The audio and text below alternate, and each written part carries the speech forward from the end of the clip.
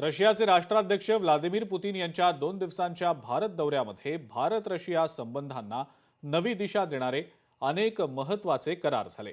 पंतप्रधान मोदी आणि पुतीन यांच्यातल्या शिखर चर्चेदरम्यान व्यापार, ऊर्जा, सुरक्षा, संरक्षण सहकार्य आणि तंत्रज्ञान आणि धोरणात्मक बाबींमध्ये सर्वच क्षेत्रात याचा मोठा फायदा होतोय। पुतीन यांचा हा दौरा केवळ एक औपचारिकता नसून दोन्ही देशातल्या धोरणात्मक संबंधांना चालना देणारा ठरणार आहे। दोन्ही देशातल्या व्यापाऱ्यांना आणि संरक्षण विषयक संबंधांसाठी हे एक नवं पर्व मानलं जात आहे।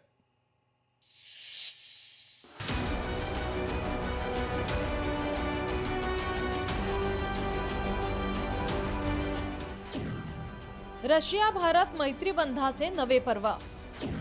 पंतप्रधान मोदी आणि रशियाचे राष्ट्राध्यक्ष पुतीन यांची भेट। दोन देशांच्या सर्वोच्च नेत्यांच्या भेटीवर जगाचं लक्ष।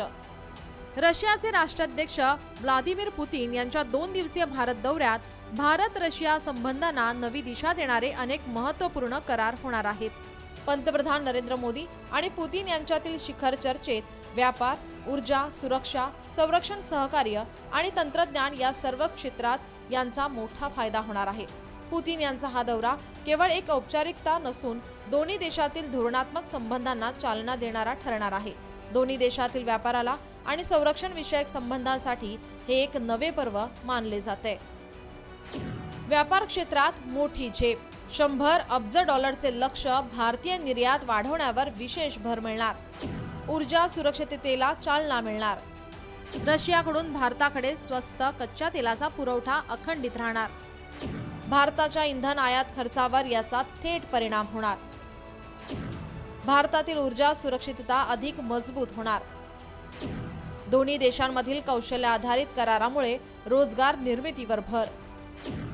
आरोग्य, उद्योग, कृषी आणि तंत्रज्ञान क्षेत्रातील भागीदारी मजबूत होणार।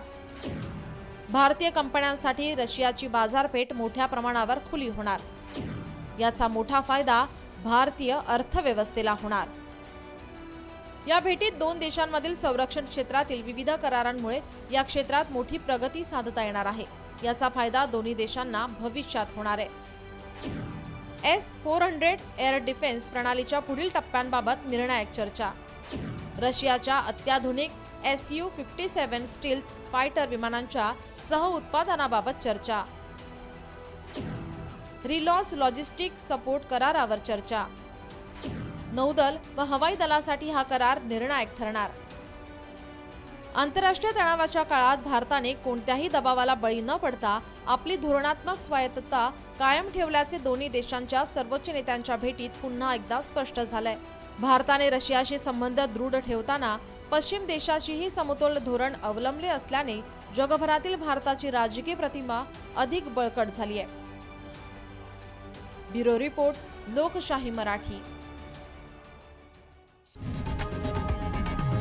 लोकशाही मराठी ऐका, पहा, जागरूक रहा।